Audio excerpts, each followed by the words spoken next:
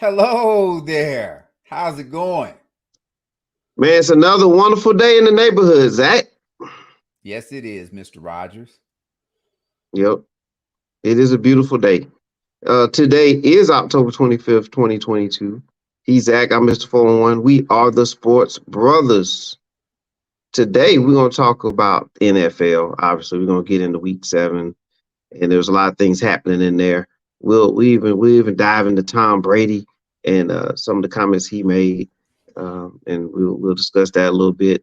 And man, what's going on in Green Bay? So we got some NFL to talk about, and we'll bring in our NBA analyst today, Rod, and he will help us recap the first week of the NBA season. Sounds Sounds like fun, good. Zach. Yes, it does. All right. Well, you already know, man. Are you ready? Yes, I am, Pastor Troy. Yes, sir. Sports Brothers.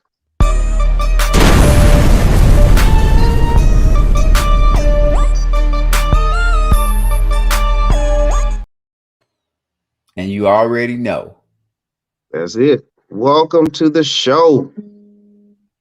Zach and 411 in the building. All right. Please do the following.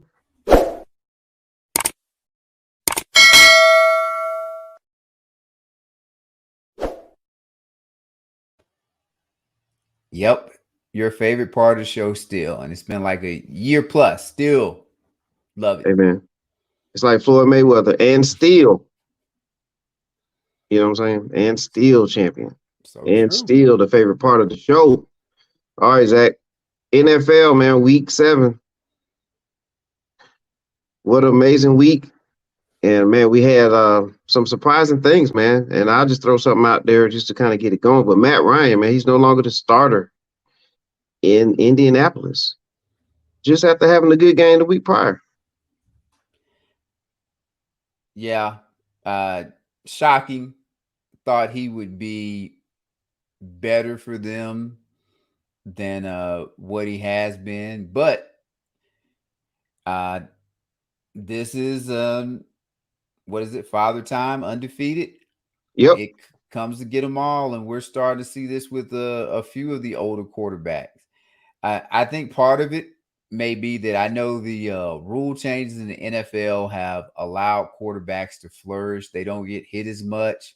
But what happens, and it's been a while with these rule changes, defenses have had the opportunity. They've had multiple seasons now to adjust to those rule changes, so they can go back to kind of playing defense full tilt and hit receivers, hit quarterbacks. Maybe quarterbacks now that advantage they had with all the freedom of movement, kind of I guess using a basketball term, that's going away, and they're getting hit more. There might be another adjustment as they're trying to stop all these of what roughing the passer things, but defenses have definitely caught up to the offenses. Like you're not seeing all them Tecmo Bowl scores anymore, or not as often. All right. Well, get some of the scores up here on the board. And as you can see here, man, Cincinnati. Joe Burrow was on fire. Yes, 5 he was. touchdowns. Just pretty much destroyed the Falcons. Falcons made it interesting a little bit as far as the score, but pretty much that was controlled by Cincinnati. They seem to be a team that's on the roll. Seem like they're hitting their groove, and we'll see where everything goes from there. The Raiders, no surprise there, and they got a victory that they need to get right there. We talked about Peyton Manning. I mean, not Peyton Manning. I'm thinking Colts. Matt Ryan. Yes. Sorry, Peyton Manning, but Matt Ryan, and you see how they fell to Tennessee. And so we'll go backwards here and just touch on the Ravens, man. Close victory here over the Browns, who are still waiting for Deshaun Watson to return. And again, it seems like the Ravens, man, they're just kind of like a team. They're winning just enough games so that you can't, ostracize them. But something's funny going on over there in Baltimore. What do you think about Baltimore? I'm not sure anything is funny as much as outside of Lamar Jackson, who are their elite players? Like, name somebody that's an elite player. They they don't have talent that just stands out like that. So I think they're playing like a team that is doesn't have that type of talent. Uh, they get the big leads, give them up, and they've lost some games to more talented teams. Unfortunately, like the scores didn't go how you would want them to go with them having the big leagues, but they need to, like, their receivers, Duvernay and then Bateman. Like, they're not household names. I'm sorry. The other household name would be Mark Andrews, and that's about it. And I know you got a lot invested in the Ravens, but you tell me, their DB, like, they're supposed to have some corners that are pretty good. They ain't. Uh, their pass rush isn't an elite pass rush, and their linebackers, even if you do have elite linebackers in the NFL, if they're not pass rusher, who cares? Because having a great middle linebacker doesn't mean much now. So I just think they have to get more talent in, and the results we're seeing are coming from that. Yeah, because it's just a lot of victories or defeats that are just like it's just kind of head scratching right now. It's like they're pretty solid, but just it doesn't seem like they're going to run away in either direction. And that when you have the Bills in your conference, you know what I mean. And now Cincinnati is surging, and they look pretty good, especially on the offense end. Cincinnati looks like they're really cooking now. Just got a little worries there. Sunday night the Dolphins. All right, they defeated the Steelers, and man, Pittsburgh is look like they're trending downward. Man, what's your thoughts on Pittsburgh and what direction you think they're going to go the rest of the season? Same thing. They don't have any talent. Who's their who are their great players? I think the TJ Watt is out. Mika Fitzpatrick. Uh, who's the other lineman? Rob is gonna get mad at me that I don't know their other lineman's name. They got the other defensive lineman that's pretty good. And I'd say they probably have some more individuals sprinkled on the defense. Offensive line, I don't think is that great. Najee Harris, as much as I liked him in Alabama, he just looks like a guy. Their wide receivers are okay, I guess, if you want to say that. Orion loves George Pickens. Um, and what else? The quarterback, they went to a rookie quarterback that came out of Pittsburgh. Like, they're doing about what they should be doing. Fighting for the 1 seed. Or I should say the number 1 draft position.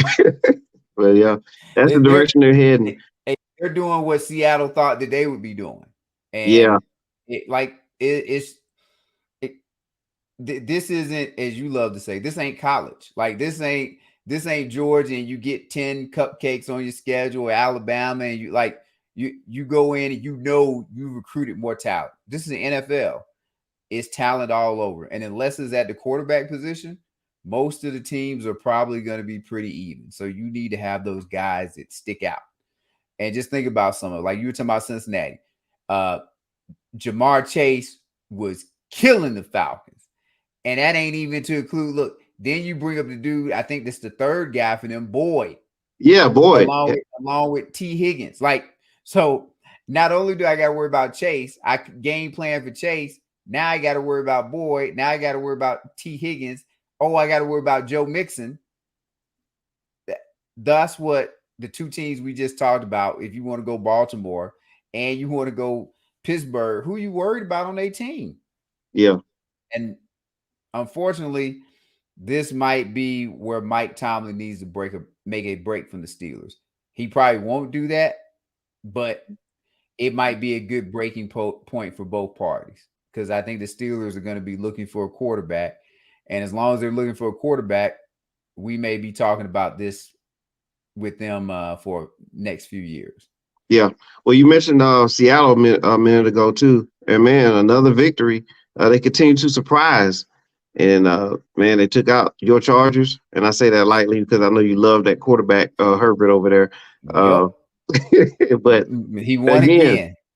The Chargers, man, losing to the Seahawks. I mean, you giving the Seahawks life here, 4-3, leading the division.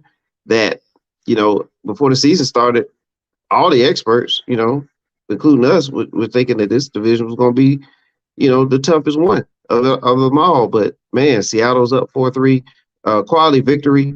I like what I saw from the running game. Kenneth Walker the third. You think? Yes, he looks like an excellent signing there, and I mean draft pick there. And so, man, the pieces are looking good. Again, Seattle giving up points, but hey, putting points on the board, which is like, man, that's a major shot. And so, it, gotta it, gotta give him credit, man. it's a shock, but the only reason why it's a shock is because it's Geno Smith as the quarterback. If Russell Wilson was still there and they were doing this, no one would be shocked by it, because we'll go back to when they talked about Russell Wilson going to Denver. And I just, for the life of me, and I want to say we mentioned it a few times, they kept talking about how great these Denver weapons are. And I was like, damn, they're better than Metcalf and man, I always forget my Lockett, Tyler Lockett. Yes, Lockett. Yeah, like better than Metcalf and Lockett. And now I'm not gonna lie, I didn't think much of Rashard Penny. I kind of thought he was, average back or whatever. But still, he couldn't have been no worse than them damn Denver backs. But now you got Penny, add in Walker out of Michigan State, who was one of the top backs in the college football last year. They drafted 2 offensive tackles, which I think people, Calvin will be happy about this, because he talked about it at the draft. Like, nobody thought it was sexy picks, but you go get you 2 big bodies to go out there and block. They have a competent offense now, and Geno is. This is a credit to Seattle. I'm not sure they finished with a winning record, because they're going to have some more games that test them, but they should win 7 or 8 ball games easily. And there's no reason, especially they get Penny back.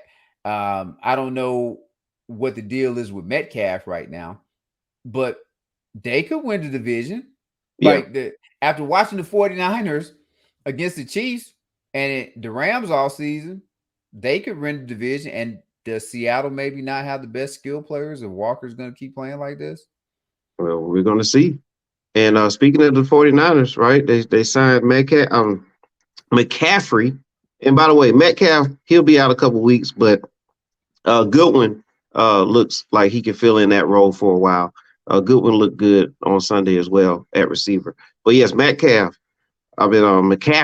is over in San Francisco now, playing where his dad used to play at one point in time too. But still, he came in, they had a package of plays for him, but they fell short to the Chiefs, which is definitely no slouch of a team. But man, what do you think about that? Because you mentioned that the division is the NFC West could be open.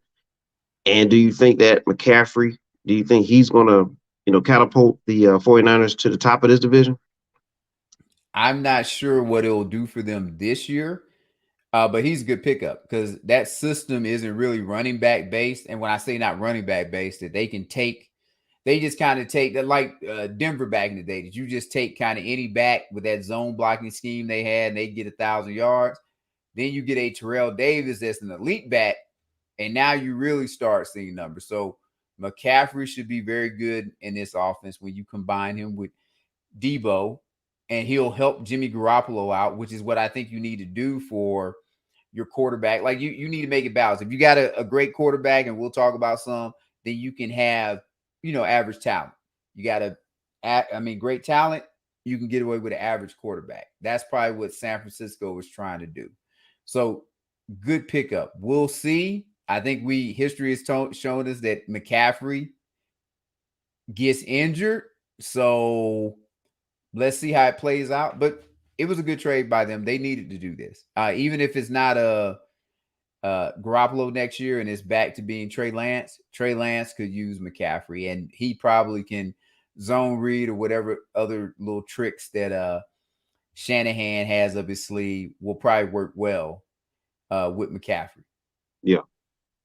All right. That's Tampa Bay. So man, look at the game and how this game went with Tampa Bay and Carolina. Carolina did get the win, which we'll definitely touch more on Tampa Bay about that in a minute. But look at all those punts. I mean, you got one touchdown, two touchdowns in there, but for the most part, look at Tampa Bay's offense, man, is really struggling. And we're just going to touch on that for just a quick second. Just throw that out there because when we spin it back around, we're going to go into more detail about Tom Brady and Aaron Rodgers. A couple more scores here on the board, as you can see. The Cowboys. All right, let's talk about America's team for a second. Dak Prescott returned against the Detroit Lions. 24-6 was the final score. From what I saw in this game, that 24-6 was not indicative of the game. But well, A, did you get a chance to analyze this one? And B, what did you see? The Cowboys didn't learn anything by having Dak out. They get Dak back, and either the head coach or the offensive coordinator is trying to do all of this damn throwing with everything when you just saw what the blueprint is: control passing game, run the ball, let the defense keep you in the game and or go win you the game. Uh, Defense is lights out. Like Philadelphia should feel even better today than they did a week ago because this Dallas defense has brought it every damn game, and they will probably continue to bring it as long as they stay healthy. You don't need your quarterback screwing this up.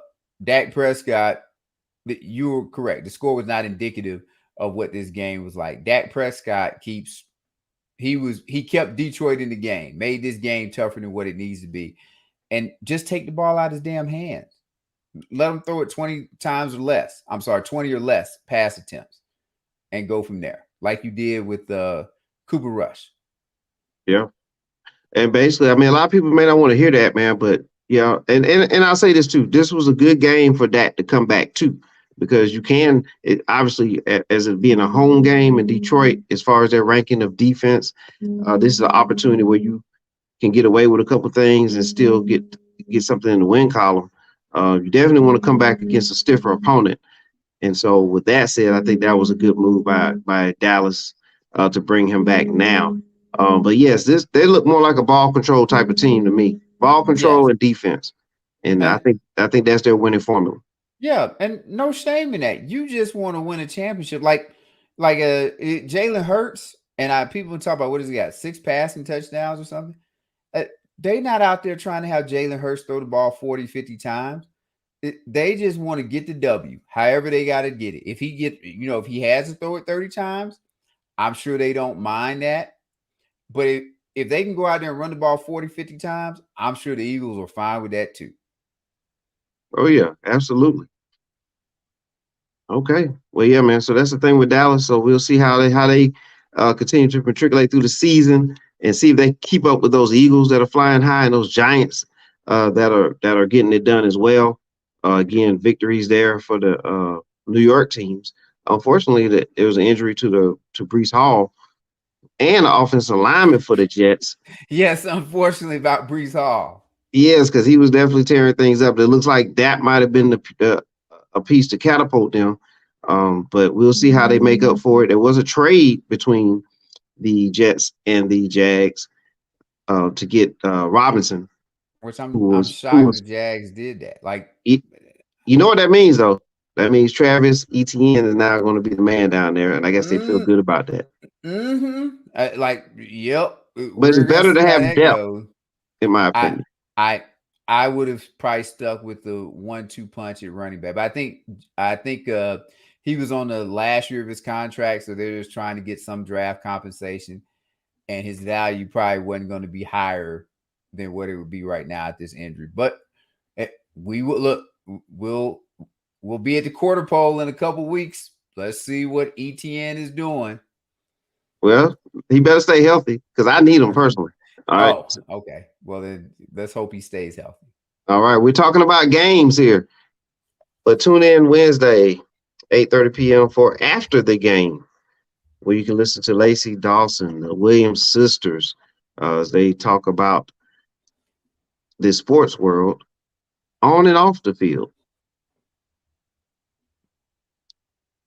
Zach, Yes, sir. Green Bay Packers, man, what is going on over in Green Bay? The Commanders took command of this game, and they won 23-21 over the Packers. Aaron Rodgers has a lot of things to say about the mental aspect of his team. And man, look at this guy. He is gas. Green Bay is I mean, they're falling apart, man. They're not getting things done. And at first, it's like, okay, they lost a game here. All right, they're about another loss, and now, man, you have to beat the Commanders, and then you lose that one. So, what have you analyzed as far as with the Packers and their state right now? Well, this is the first question I would ask, and this is kind of like the LeBron question. Uh, does it matter if the Lakers don't make the playoffs if LeBron doesn't win a championship? Because he's only judged on championships anyway. So does it matter how the Packers end up if they don't win a Super Bowl this year? Or we'll go in his case, at least make it to the Super Bowl? Because since they've won that one Super Bowl that he won, the season ends in disappointment for the Packers because for whatever reason they don't perform. Bakhtiari and the insanity thing is we talk about dudes that be injured. It's always these dudes that be injured. Just like look at the Cowboys with their left tackle that is out, and they drafted a guy to come in, but they get hurt, and you expect these dudes that continuously get injured to play. But Bakhtiari out on the offensive line. You let your wide receivers go. Lazard was supposed to be your number one. This I know because he's on my fantasy team. And he's been injured since game one. He's been injured. And what do we talk about? That when you start shifting roles, you said this guy about Klay Thompson of why he got hurt. When guys all of a sudden you got to defend and score, now you get more usage at that wear and tear you're not used to. Maybe that causes an injury. Lazard, you're going to be the one. He can't even make it halfway through the damn season of being a one because of injury. So they just have a lot of stuff going on. But probably the main thing, it's a old couple that's been married for a while. They should have ended this with Aaron Rodgers, definitely after last year when they had that disappointment. But what did they do? They ran it back, and doesn't it look like Aaron Rodgers is just disinterested? And here goes the thing too. If they don't win another Super Bowl or make another Super Bowl, it doesn't hurt Aaron Rodgers' legacy because he has a Super Bowl. Like this ain't like Dan Marino without a Super Bowl that he needs that as the cherry on top. Aaron Rodgers is good. They gave him his 50 plus million for the next 2-3 years. But what does he have? Like, and he can blame it on everybody else. They need a divorce. If you could trade him now, I would say trade him now. Of course, they're not going to do that, but he's a disgruntled employee or whatever you want to call him, and they just need to end this. All right. But look, like we're gonna run into a commercial break. We'll come back in on the other side of that break with Rod with the NBA Week 1 review. Sounds And good. then we'll come back and talk about the Tom Brady comments, the comments that he made about the military. And I know you being a person that served our country, and we thank you for that.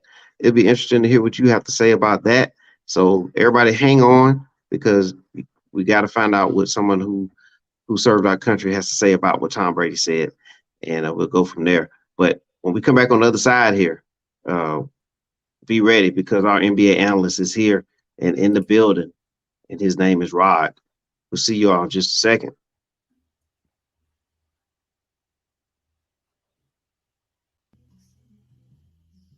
Hi, I'm Latanya. I'm the owner of Heavily Spa Mobile. I've been in this business 19 years plus. If you're in dire need of a massage for achy muscles, back, neck, shoulder, hip, legs, feet, come on down and schedule an appointment with me. You can't go wrong. There's nothing wrong with taking care of you because no one's going to be able to take care of you. I'm located at 2484 Ingleside Avenue, and that's in Building 8, and that's in Macon, Georgia. Again, You can go online to Heavenly Spot Mobile to schedule your future appointment, or you can reach out to me at 478-747-9231. I look forward to seeing you soon. All right, Latanya. Thank you. All right. Every Spot Mobile supports the Sports Brothers and everything in between. All right. In the building, as you can see, none other than our NBA analyst, Rod. What's happening, Rod? What's happening, fellas? What's happening? Not much. Man, good to have you back, man. You know, we did our top 5, and now you're back in the building. Yeah, man. I was definitely wrong about one. Looking like, man, it ain't going too sweet for the Sixers. The Sixers I'm not even going suspect. See, I'm not even gonna do that to you. You know, this is a marathon, not a sprint. So they could go on a 15, 20 game win streak. So we gotta. They did come out the gate playing some high quality opponents. So you know, I'll take that into consideration. And Embiid and Harden still have to find some chemistry there. And so but okay. Well, what's your early thoughts on the Sixers and their bench? They have no bench. I mean, they gotta, really. I think they. Let me rephrase that. They have a bench, but it's a bench where it's not a bench that will carry you or extend leads. It's a bench that supplements the starters. So you got to mix and match in guys off that bench and keep a starter on the floor, and they can play off them. Like, they have some quality guys off the bench. I'm not gonna say they're just trash, but you gotta blend them in. And I think that really with the starting lineup, I see the biggest thing that Doc Rivers needs to adjust is I actually want to see the ball in Maxey hands a little more and get James Harden off the ball, get him moving without the ball. And then that way, when James Harden gets the ball, he knows to be James Harden and go score, versus he dribbles so much that by the time he gets into the play, and create for other people, shot clock's running down and guys get demoralized. They feel like, I don't think James Harden's doing it from a selfish standpoint. I just think that's just the way he plays. And I think if you would allow Maxey to really run the show and be the point guard, I think you will see that pace pick up that Doc Rivers is looking for. He's looking for them to pick up the pace, but in trying to do that, you end up with James Harden over dribbling. So, okay, what about the early start of the Jazz, man? Talking all that Jazz, man. They starting off hot. They starting off hot. It's a couple of teams. Jazz, one of them. The Cavs. Who else? There's a couple of teams out there that they're starting out. Portland. They're to me, I think they're playing above their head. I think that, around mid-November, they're gonna settle down and come back to earth, and things will balance out. But hey, tip my hat to them. It's wild in the West, man. It's a lot of talent, and just tip my hat to them. It is what it is. And I would just add, it is fool's gold, because do you think either one, like, even if they made the playoffs, say they both made the playoffs as the one, they won't win one round. Exactly. So yeah, it don't, like, you need to bottom out. Like, the Jazz got about 2 more weeks of this, and I think they're gonna start selling more guys off. Wait, I think also too, to Adam Silver's credit, he's really disincentivized tanking, and so I think teams are playing for the win, and let the chips fall where they fall. I think this is the most competitive I've seen the NBA in a long time, where there's not a lot of gimme nights out there. You got to go out there and play. Even the Jazz and Portland and teams like that, Orlando, Sacramento, teams like that, you will run into them. You think you got an easy night, and they'll beat you. I mean, I can't like when they really go on these road trips, and the Jazz or teams like that, they're your last game on the road trip, and you tired or whatever. Boy, you don't want to run into a team like that. So, Well, it's been a while since I think the league expanded too, and being global, you probably get more players in the league. So you might what the rosters across the league are probably filling out better than what they have been in the past. Yeah, yeah, they definitely are. They definitely are. All right. Anything else we need to hear from you, league Oh, wise? oh, come on, you already know. I'm already waiting on it. Oh, But before you do that, can we talk about my MVP prediction of John Morant? What do you think about John Morant so far? oh, he's looking fantastic right now. He's looking absolutely fantastic. He's balling out of control. He's flying high until he's not. I mean, my concern and the reason why I didn't pick him as MVP is because I think that he's an injury waiting to happen. He's in the air a lot. He's on the floor a lot, Yep. and eventually that floor gonna win out. So Correct. Yeah, there's a so long he list of guys that we can say that lost that See, battle. see old yeah. boy in New Orleans that hit the ground, though he's a little bit bigger, and now he's out for a while with a thigh contusion or hip Oh, It's not a contusion. Zion. it's not a wow. It's a day-to-day thing. I'm more so disappointed. I turned the game off when they said Ingram wasn't playing, because even if Zion wasn't playing, the BI was out there. And I think right now the NBA they're really overreacting with the concussion protocol. You know how the NBA is. Whenever the NFL does something wrong, Yep. shout out to Tua. The NBA they over exaggerates in the opposite direction, and they So I mean, we might not see Ingram for another 2-3 games, but they're And I'm like, I just saw Ingram. He looked fine. Like let him play. Yeah. He's not gonna get hit in the head again. So but it is what it is. So I mean, national televised game. Pelicans ain't on TV a lot, and it's ruined. TNT, Charles Barkley, Shaq, Kenny in the game, and we can't see Bi. So Yeah, that's a little disappointing about that. Like I kind of wish that, and I know they don't have a setup like that, but it'd be nice if they could flip games because I'm with you. I would have wanted to see how the Pelicans can compete with their guys out there. yeah. So disappointing. Did you pick Memphis to go to the finals, Mr. 411? I forget who your pick was. I did. They get Jaren Jackson back. They have a nice team. I don't know if they're built for the playoffs, but if his ass can stay healthy, they have a nice team. Like Desmond Bain, how the hell does Desmond Bain score 38 points? Like he don't even look like a basketball player. He No, look like a no. damn football player. I mean, that Desmond Bain thing ain't gonna happen too often. I mean, he ran to a team that really just don't play defense at all. He was shooting that little set shot all night. And I'm like, anybody gonna put a hand up?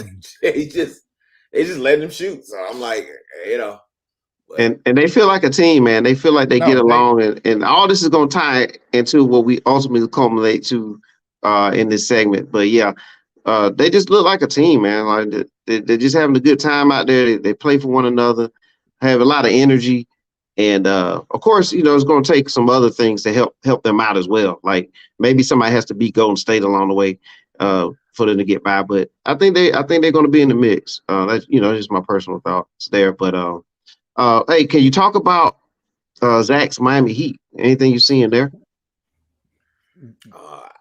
in all honesty, I haven't seen a Heat game so far this season. I haven't paid them much attention.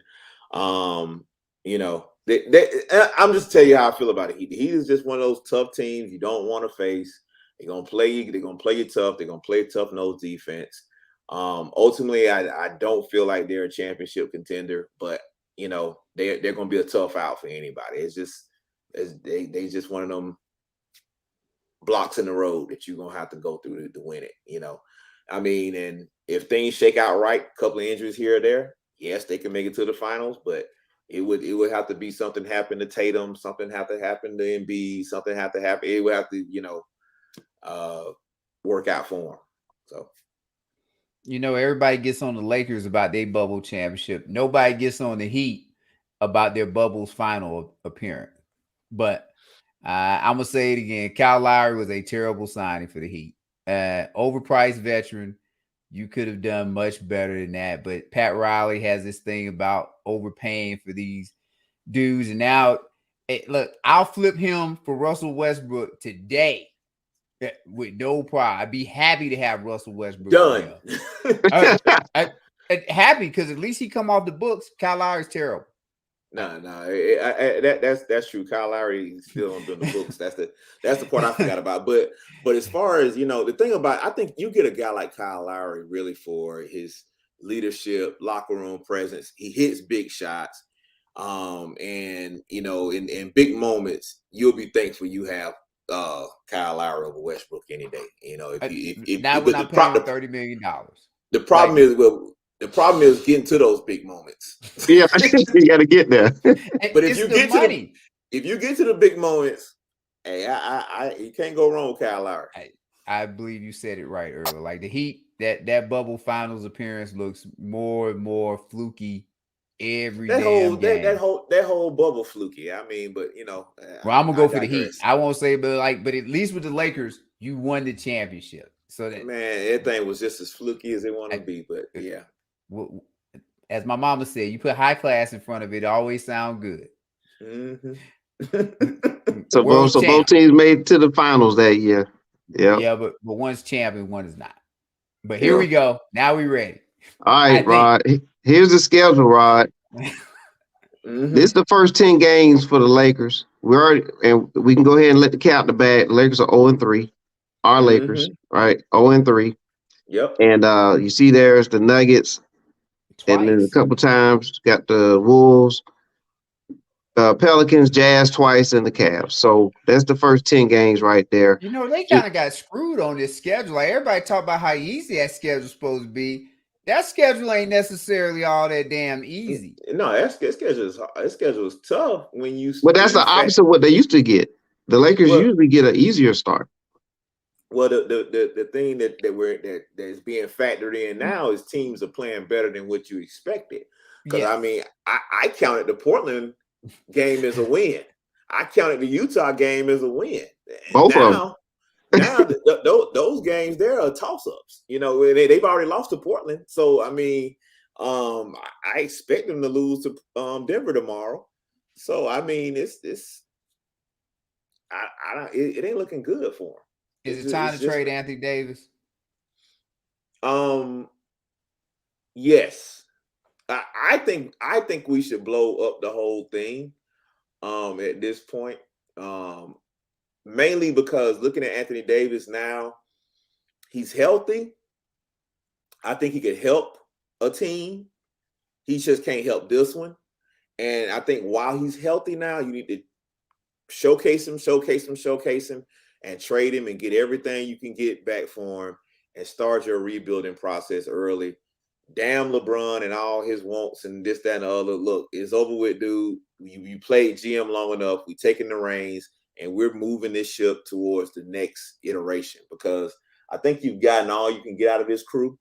And I think it's a shame when you look at the fact that all this talent around the league that the Lakers had, and had they just simply kept it, the position we would be in right now versus, it's amazing. But I think in order for you to recoup that and save face, I think you need to move these pieces now. But the Lakers brand, they're not going to do it. Their brand is we take care of stars, we stick by the stars, and that's part of the reason why Westbrook isn't gone. Because they're trying their best to do everything they can to show the league that, hey, we really value our stars. If you sign with us, we'll take care of you. So, well, it seems like Westbrook is taking the brunt of a lot of things in Los Angeles with our Lakers, and I think it's not fair that he's taking all the brunt of things.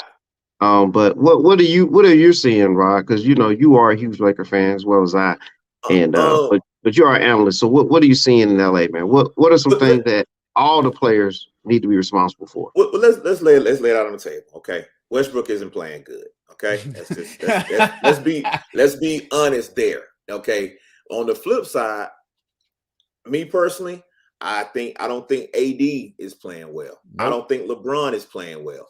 I don't think that anybody on the team is shooting the ball well. I think that when it comes down to it, Anthony Davis is drifting out back to that 3-point line way too much. LeBron is shooting way too many threes.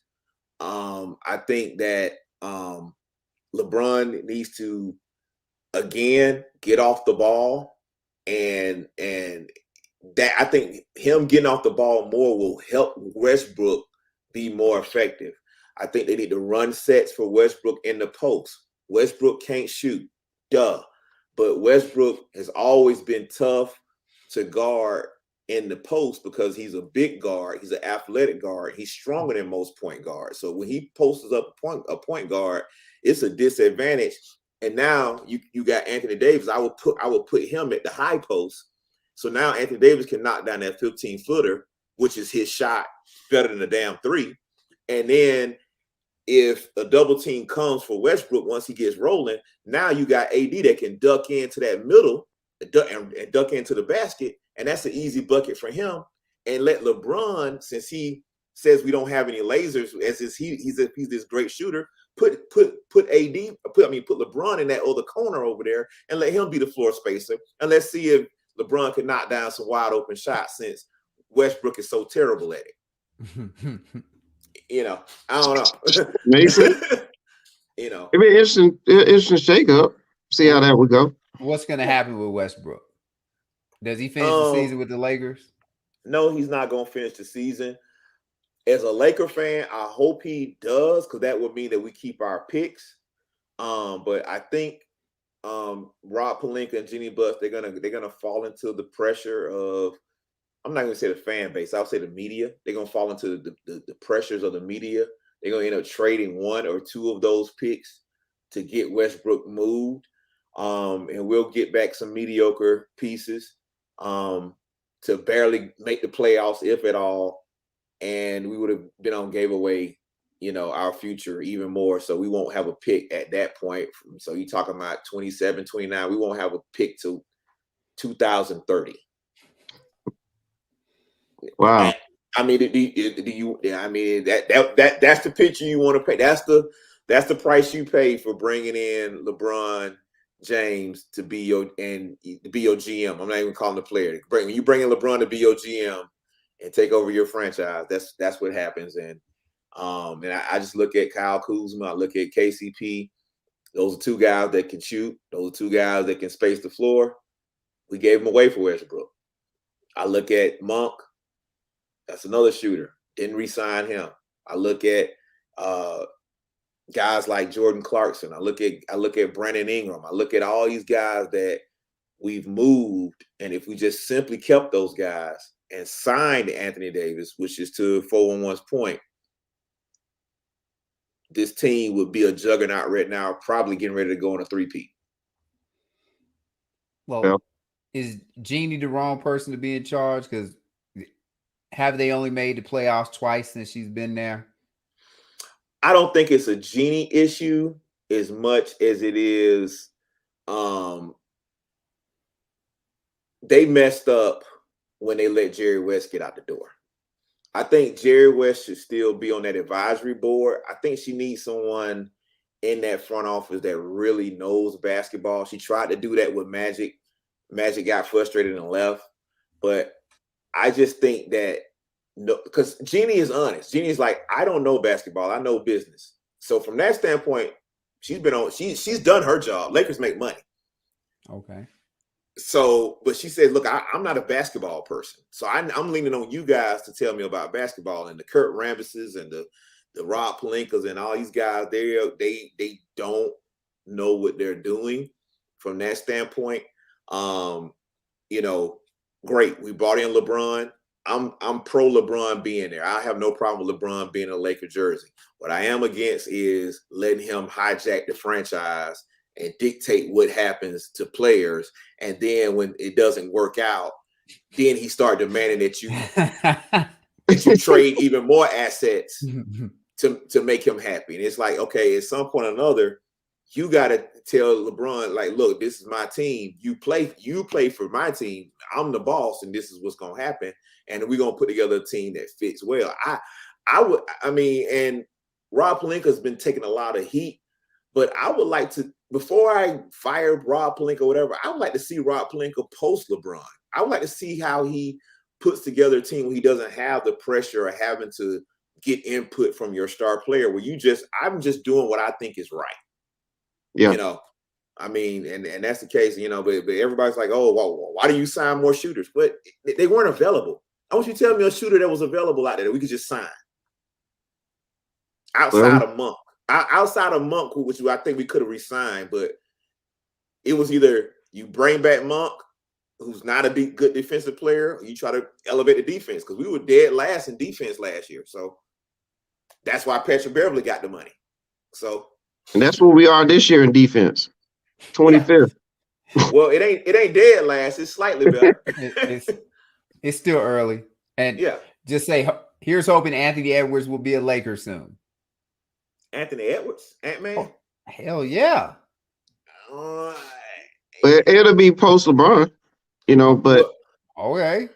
Yeah, that's what I'm saying. So we're in a position. I think we're just in a position where we gotta wait this thing out, man. We gotta go through the storm, man, and weigh it out. I think you said that before, Rod, that we're kind of in it, and so we gotta just deal with it. Yeah, we gotta wait it out. We gotta deal with it. I mean, Jeannie, like I say, she's a businesswoman, so she definitely gonna milk this LeBron passing Kareem and Magic.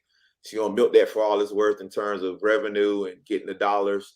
And right now, I just see this as a money grab season. It's a money grab season. They're gonna make as much money as they can off LeBron, and but the Lakers aren't playing for a championship. You should when you got 3 top 75 players, but we just aren't. And Westbrook, he's I don't feel bad for Westbrook in terms of the criticism of his play. I feel bad for Westbrook in terms of the level of criticism of his play. I think it's going to a point of I feel like they're trying to run him out the league, and that's what I'm not liking. That I'm seeing in the media, that I'm seeing from just so many people involved, man. It's just it's not good. Well, yeah, and the way I see it too, man, I don't think he's being utilized to his strengths. And as you know, everywhere he's been, even up to last season, pretty much flirting with triple doubles. And so he can and they're going to the playoffs. Right, and they make the postseason. And that should not be overlooked, is that and they don't mention that too much on some of the other networks, but remember the year that Kevin Durant left, Westbrook took a team post Kevin Durant and had them, like in the 5-6 range. And so if he can do that in OKC, you know what I'm saying, he's valuable. It's just you have to utilize your sources the way that what you have and play players to their strengths. And it's like asking me to go out there and dunk. You know what I'm saying? Like, and then get mad because I don't dunk. You know what I'm saying? Yeah, I mean, it's no secret. Now, I mean, and this is the part I fought Westbrook on. He if he was smart, he would have embraced coming off the bench. I think that would have saved his career. Because I at this point, the way that they're going, Westbrook might not be in the league next year. I know Kendrick Perkins said that, but I agree with him. And I think he should have embraced coming off the bench, because that would have removed the excuses that we hear for LeBron James and all that stuff. There, it's like, okay, dude, it's you and AD out there. Westbrook's coming off the bench. He doesn't play with you guys as much, so we should be winning. And then I would love to see that. I would love to see the bench plus minus versus the starters plus minus, and let's really see, who's doing what on the floor. Yes, sir. All right. Well, Rod, we appreciate you being on for the NBA segment. And you're definitely going to be back again. Most definitely. All right. We appreciate Rod. Tom Brady. He said there's no retirement in his future, Zach. Okay. All right. And Tom Brady also had some things to say in a podcast of his with, and he had Kevin Durant on as a guest. And, the comments heard around the world and about Tom Brady and the things he said about comparing, the NFL to being in the military. So what we're going to do right quick, Zach, we have about 10 minutes to go. We're going to play a couple of audio segments of the conversation, and then we'll get your comments to close us out for today, man. Year in and year out, and are you competing for that? And I think that's just a different level of sacrifice in terms of commitment, off season, keeping your body the way it needs to feel. And I think one thing about KD is I always admire him for his ability to focus on the court, because nothing gets in the way of what he's trying to accomplish. And everyone knows how competitive he is because it's his personality. That's why everyone wants him on the team, because he's always going to elevate the other players. So it's just an amazing trait. See, it gets starting to get tricky though as I get older in age, because I'm starting to experience more as a man outside of me being an athlete. So it's like, where's the balance? Like, should I still be this, like, I'm always gonna be hungry, but should I still be this, like, every day just immersed in what I'm doing, or should I continue to keep growing on that side? So it's just like I want to keep the balance of like work and play, but at the same time, I mean, I'm just so excited to. Okay, so they're basically talking about work and balance. The first verse you heard was Tom Brady, followed by Kevin Durant.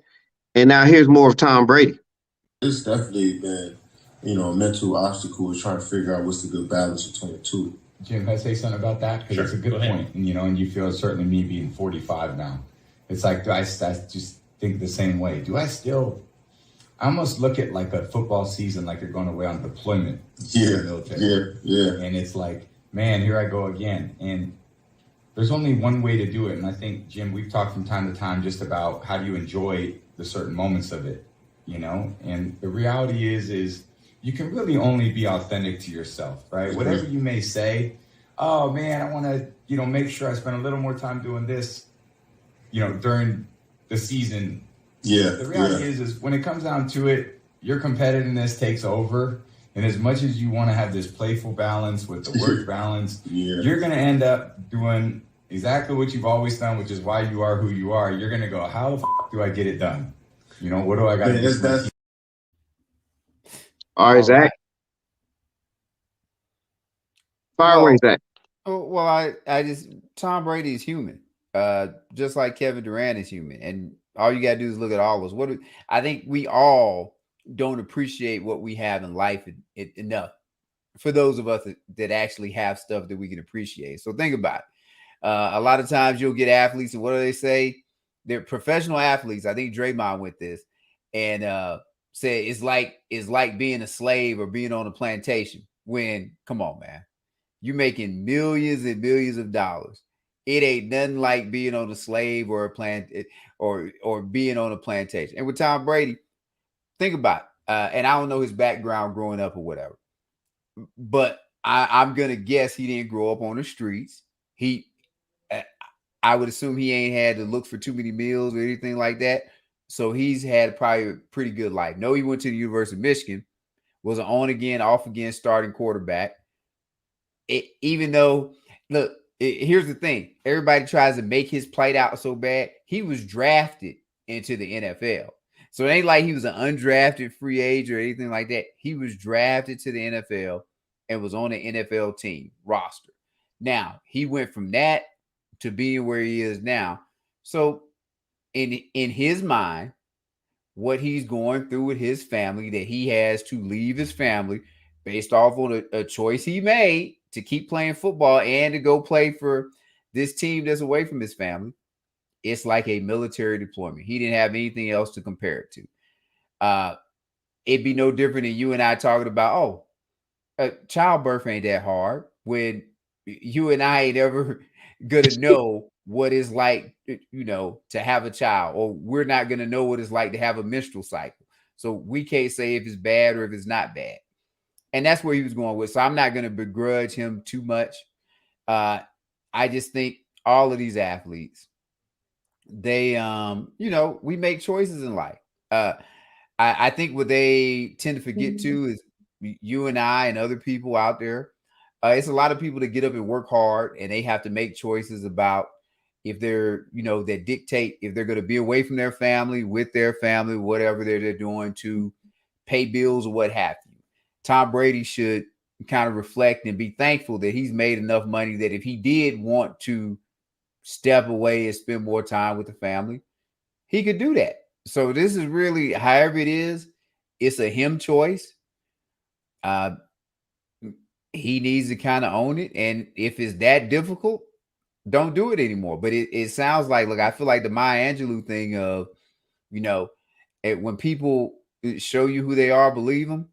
I think Tom Brady's about done playing football now, because this doesn't, if you look at his track record, a lot of stuff that's going on with him, it doesn't seem like this is stuff that he has done in the past or whatever. And just kind of like this family thing seems like it's much bigger than what it's been, or maybe it's just become more prominent. But he sounds like a guy that might be out the door soon, instead of a guy. I think you start off by saying he doesn't want to retire, but he don't sound like a guy that don't want to retire. Yeah, it's a complicated little situation. I'm glad you was able to make your statement there, especially about the part about the deployment piece of it, because that's the part that, like, wow, people hear that and then they just went off the rails with it. But as I dig deeper into it, I think it's more of a tussle right now between, do I continue with this, Yep. something I've done all my life, or do I end it? And that's where, and they mentioned the word competitive, that competitive fire, and all that is all mixed in. And he's trying to figure out which way to go, how to pivot this thing. Do you ride it out, or do you figure out a way to end it? And so I think that's where he's at right now, wrestling with that battle. But man, great comment, Zach. Just one thing to add, probably what it really is, the wife is probably giving him more heartache than she's given him before, because he probably gave her a timeline that he'd be done playing football. And I think just like I spoke about the rules earlier, yeah, he probably didn't think that he'd be able to play football at this age, but the rules have made it so you don't get those devastating injuries like we know, with, like, say, with a Joe Theismann or whatever. But also think about the quarterback play, especially in the NFC. Who's the good quarterbacks in the NFC that he's probably saying, well, damn, I can beat those guys in the playoffs. So he probably backed out on it. And we both have been married. We both have been in relationships outside of marriage. You tell a woman something and then you go reneging, good luck. It's tough. But yeah, man. So we'll see what how this all pans out. But for now, Tom Brady's still playing. And he's fortunate that he's in the NFC South. Yes, he is. All right. Well, that wraps it up for today, Zach. We got a lot done. Thank everybody for watching and listening. Continue to hit the like button and subscribe. Hit that notification, because we have a lot coming up after the game. We have crossing the lines. We got a lot of stuff coming up. And stay tuned, because in a couple months, you're going to hear from the Sports Messiah. So get ready for that. Thank you. All right. Well, he's Zach. I'm Mr. 4-1. As you all know, we are the Sports Brothers. So tune in for Sports Brothers next Tuesday. Have a good one. Take care. Thank you, everyone.